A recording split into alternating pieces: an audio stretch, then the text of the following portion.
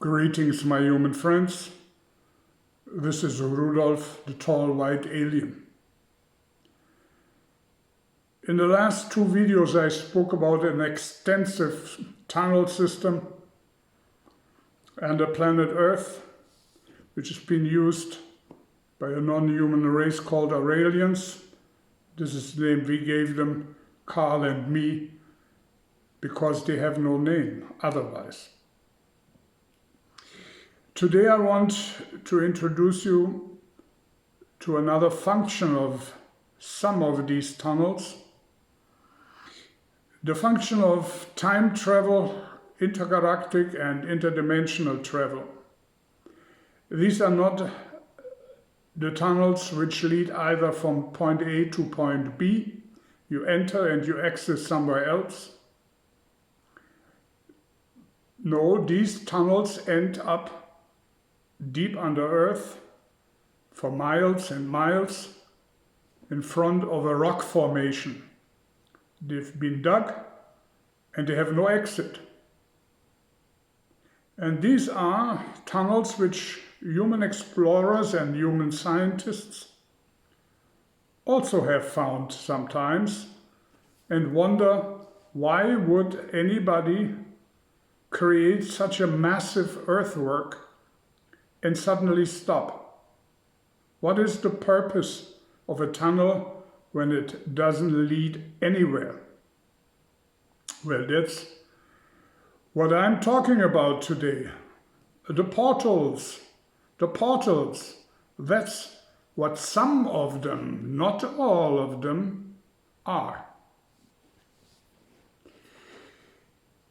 On the end of such a portal, there is a very specific spot on the wall of the rock which can be triggered. The energy of it can be triggered by a particular key system. The key I don't want to closer describe. Some of you have already an idea what it could be.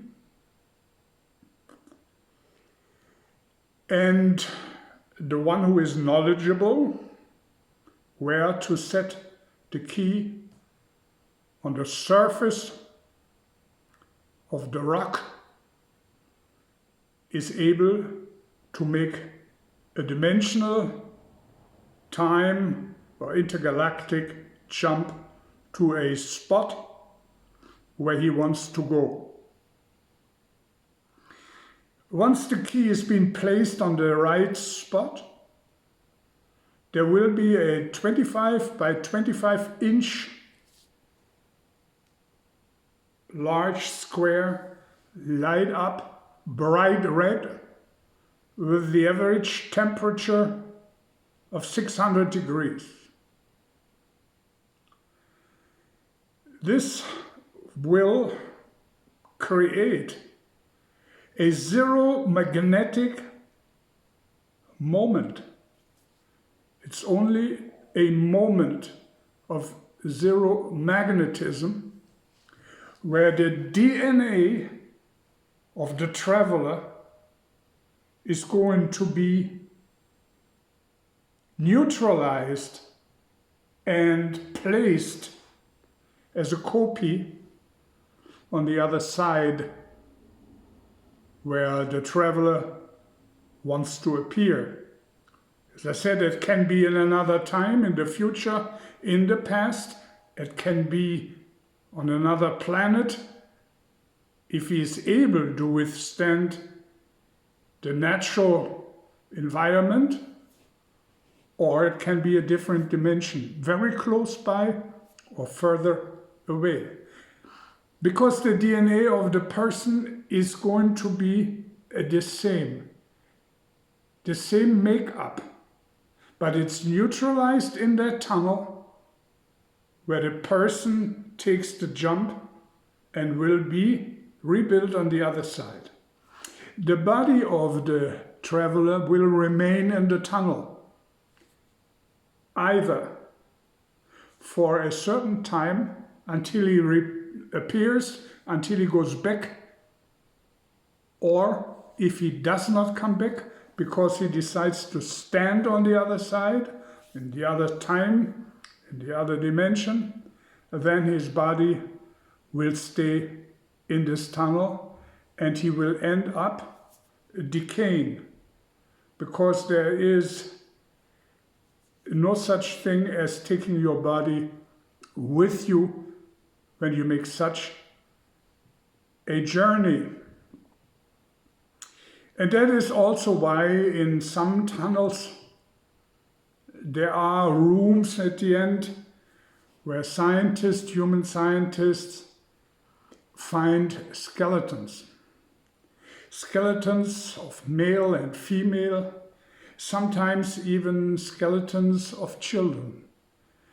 And then you may ask, yeah, how is it possible when somebody makes such a jump that the body is in some cases placed in a very neat form, like in a burial? Simple because the ones who assisted him, who were also knowledgeable about these kind of travels, they knew he wouldn't come back or she wouldn't come back, and gave them a proper funeral in front of the wall or nearby. And sometimes you find more than one.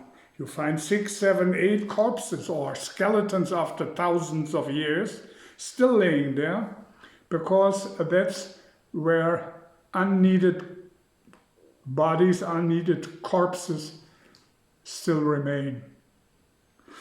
This is, I hope it's not too long, a clear and simple explanation about portals and how they work. And if there are any questions, you know where to ask. Rudolf of Germany.